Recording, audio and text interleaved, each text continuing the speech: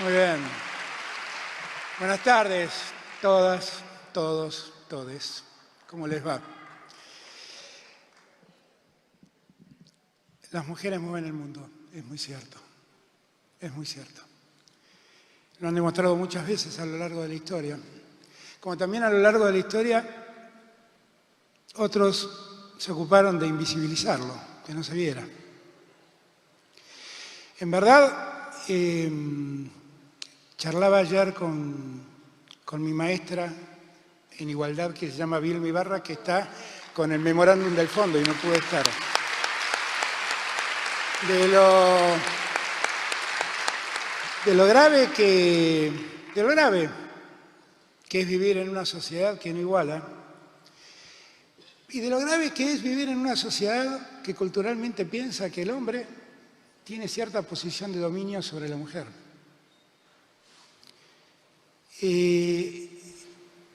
Ayer leía a una opositora, presidenta de un partido opositor, que la criticaba a Eli porque Eli había llamado la atención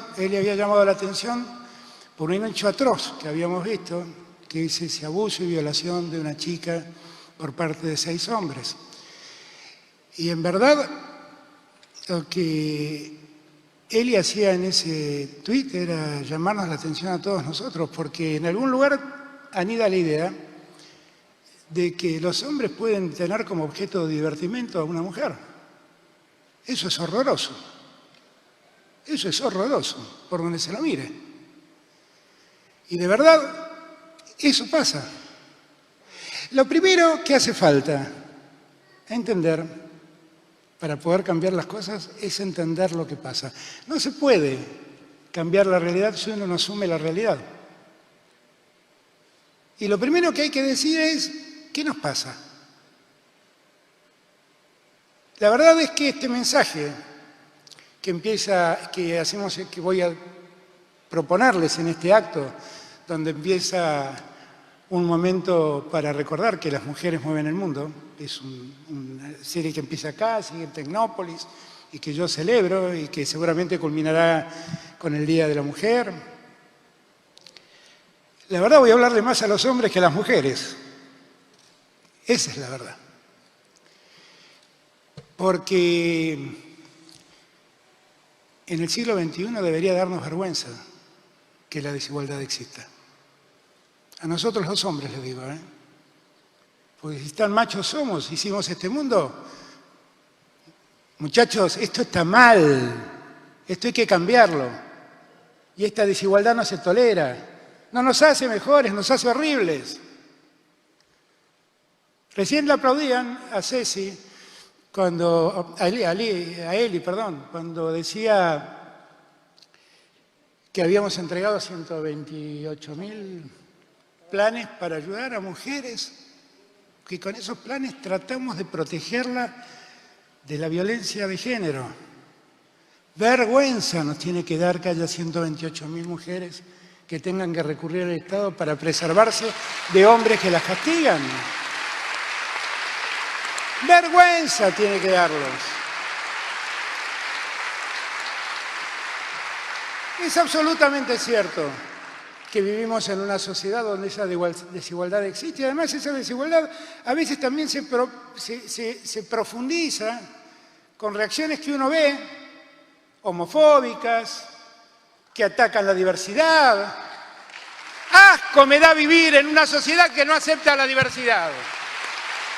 Y debería darnos vergüenza a los hombres vivir en una sociedad que no acepta la diversidad.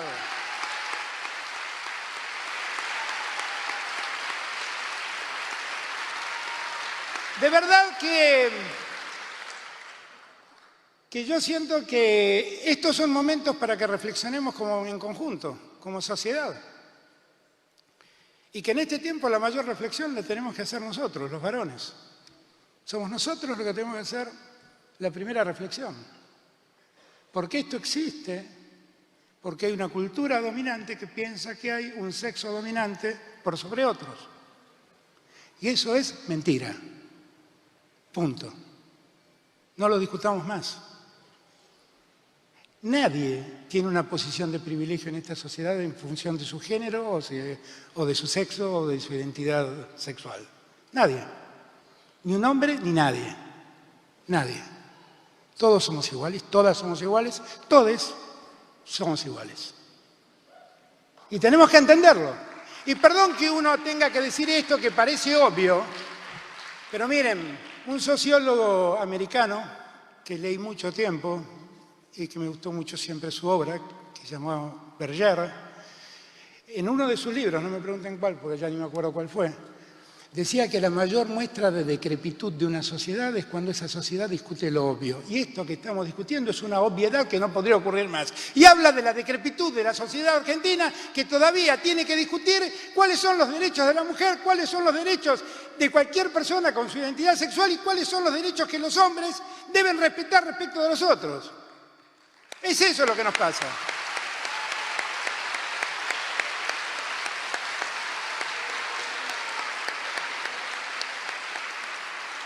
Yo tengo,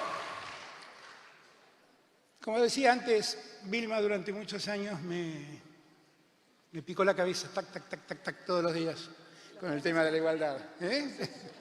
Lo hizo todos los días, lo hizo todos los días. Después vino Dora, después vino Eli, no, digo, fue un conjunto, pero reconozco que Vilma mucho tiempo me picó la cabeza con eso y la verdad que me hizo entender.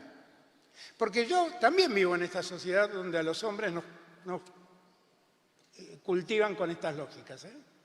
Y con lo cual uno tiene que hacer cierto proceso de revisión, ¿cómo se llama? De deconstrucción de lo que uno es para poder entender que el mundo ha cambiado y que no puede seguir siendo como era. Y de verdad es que por muchos motivos me propuse desde el primer día igualar. La verdad es que no me tocó el tiempo más fácil para igualar, no les voy a decir una cosa por otra.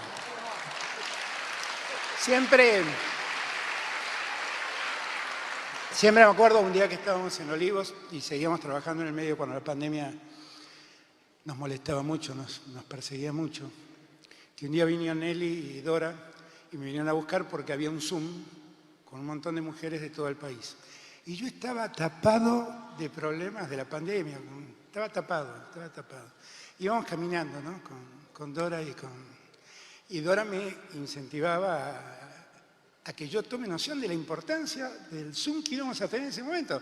Y la verdad es que tenía toda la razón Dora, pero yo estaba con la cabeza tapada en otro lado.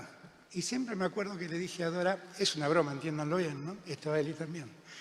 Le dije, che, tengo que arreglar la deuda con los privados, tengo que arreglar la deuda con el fondo, tengo que arreglar el problema del desempleo, tengo que arreglar esta pandemia y justo ahora a ustedes se les ocurre terminar con el patriarcado. Gracias a Dios que se decidieron a terminar con el patriarcado.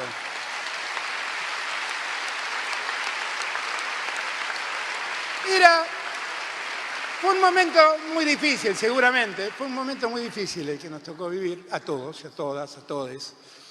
Pero siempre recuerdo esa anécdota. Dora se reía mucho con mi comentario, que obviamente solo tuvo un objeto de reírnos un rato. Pero la verdad es que yo estoy convencido que el mundo debe cambiar y que la sociedad debe cambiar y que la Argentina debe cambiar. Estoy absolutamente convencido de eso.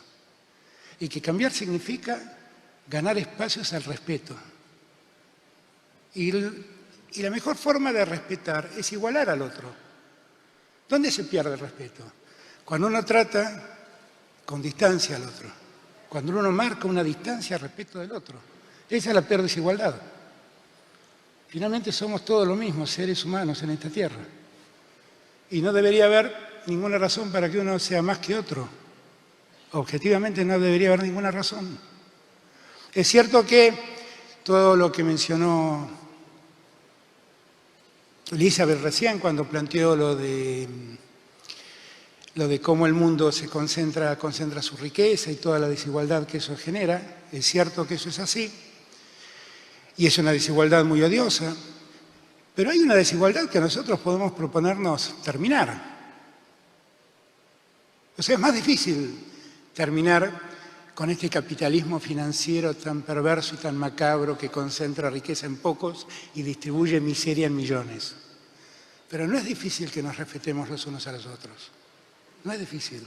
No es difícil que nos igualemos si la decisión empieza por uno. Y por eso les dije al comenzar que yo quería hablarle hoy más a los varones, a los hombres, que a las mujeres.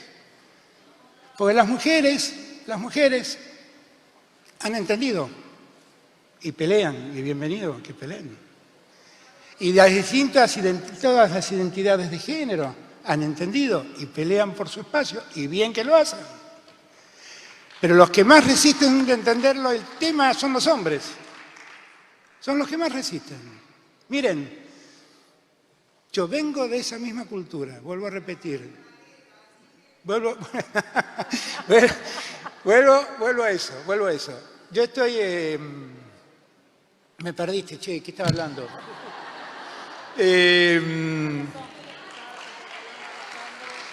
Yo sé que yo también soy parte de esa cultura y que a mí me cuesta un poco menos, la digo porque hace mucho tiempo que estoy convencido de esto y porque además, en esencia, soy alguien que me siento muy libre y amo la libertad y la verdad creo que lo peor que le puede pasar a una sociedad es que por la estupidez humana uno le quite la felicidad al otro, ¿no? Yo me acuerdo cuando se aprobó el matrimonio igualitario, cuánta gente fue feliz, solamente porque dejamos que cada uno se quiera con quien quiera. Y me preguntaba, ¿y por qué tanto tiempo hicimos infeliz a la gente si la vida mía no cambiaba por eso? ¿Por qué? Del mismo modo que me preguntaba cuando hicimos la ley de la interrupción voluntaria del embarazo, y yo lo empecé a plantear en la campaña, y había compañeros y compañeras que me decían, no, porque acá el problema es que muchas mujeres abortan porque en verdad no tienen condiciones para criar a su hijo. Ah, bueno, pero ese es otro tema. Entonces tenemos que resolver, para que la mujer sea libre, que quien quiera tener a su hijo tenga la posibilidad de criarlo y quien no quiera tenerlo tenga la posibilidad de interrumpir voluntariamente su embarazo. Y entonces atendí las dos libertades. Las dos libertades atendí. Y fuimos más libres e igualamos. Y yo que me acuerdo allá en el año 2004, Ginés era ministro de Salud, yo era jefe de gabinete, y a Ginés, pobre Ginés, se le había ocurrido, cenamos el otro día y nos acordábamos, se le ocurrió como una medida preventiva, gracias, un aplauso para Ginés.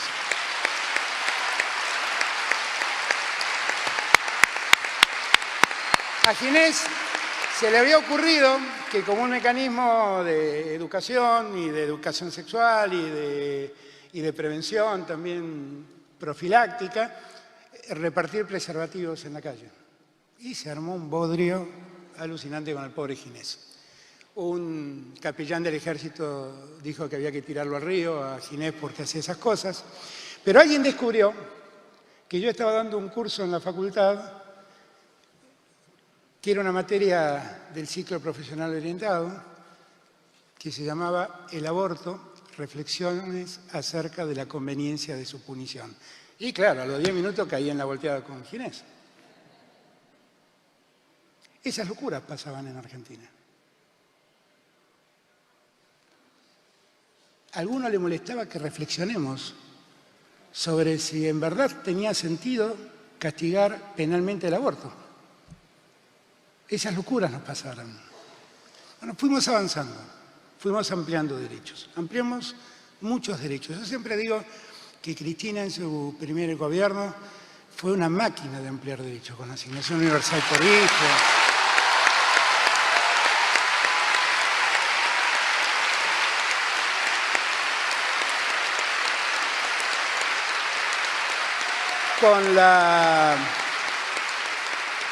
Con el matrimonio igualitario, con la muerte digna, con la identidad de género, con el Código Civil, que cambió tanto.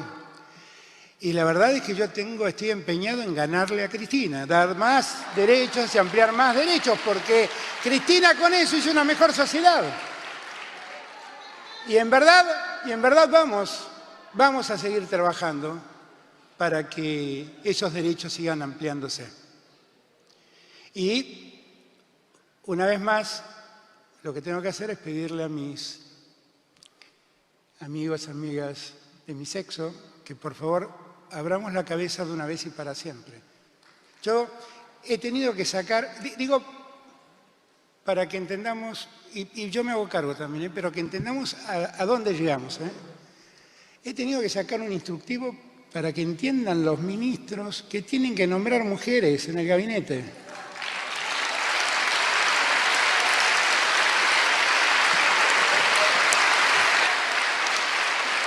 Es incomprensible. Es incomprensible, pero digo estas cosas para que entendamos. Y leo en los diarios, no, hay ministros enojados porque le piden que se respete la paridad. No, loco. Enojate por vivir en otro siglo, el mundo cambió y las mujeres están presentes. Y si quieren pruebas, las tienen ahí. Miren lo que son las mujeres en la sociedad argentina. ¿Quieren pruebas? Ahí tienen. Días atrás fuimos a premiar a mujeres científicas. ¿Sí? Convertimos el Salón de los Científicos en el Salón de la Ciencia. Y de repente, al lado de cada hombre científico de la Argentina, apareció una mujer científica, que yo muchas veces no sabía quiénes eran. Y cuando empecé a leer sus historias, dije, ¿y cómo nunca nos enteramos de esto?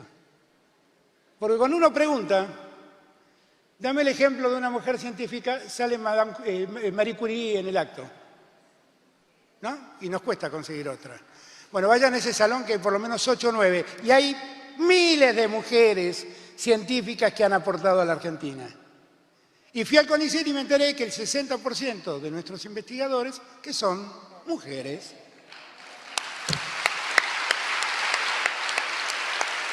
El mundo ha cambiado. Bienvenido el fin del patriarcado.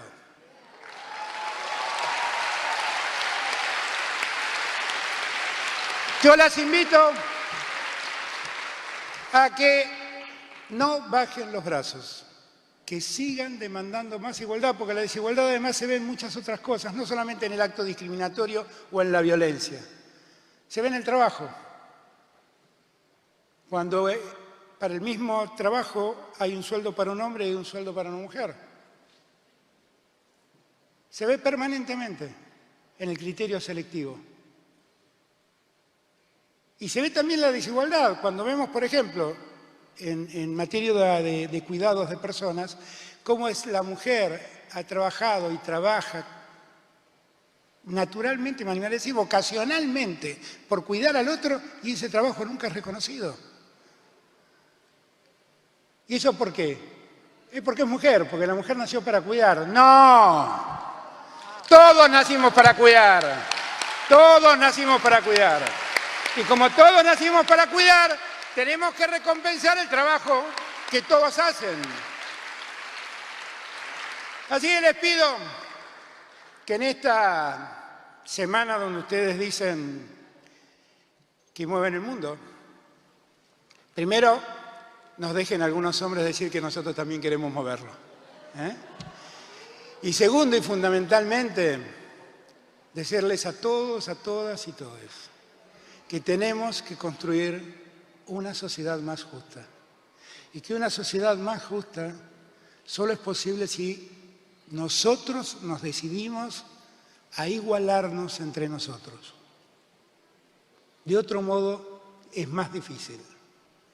Yo sé que no voy a poder igualar rápidamente condiciones económicas, pero les pido, les exijo a todos que tengamos la ética de igualarnos en la convivencia. Cuando digo convivencia, eso incluye la posibilidad de desarrollarnos, de crecer, de armar nuestras vidas como se nos da la gana. Disfrutemos de vivir un tiempo donde somos respetados por la condición humana, no por el sexo. Disfrutemos de un nuevo tiempo donde todos y todas y todes seamos iguales. Gracias por estar aquí.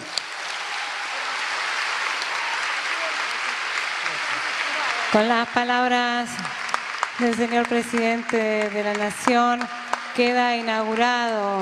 Nosotras movemos el mundo hacia la igualdad.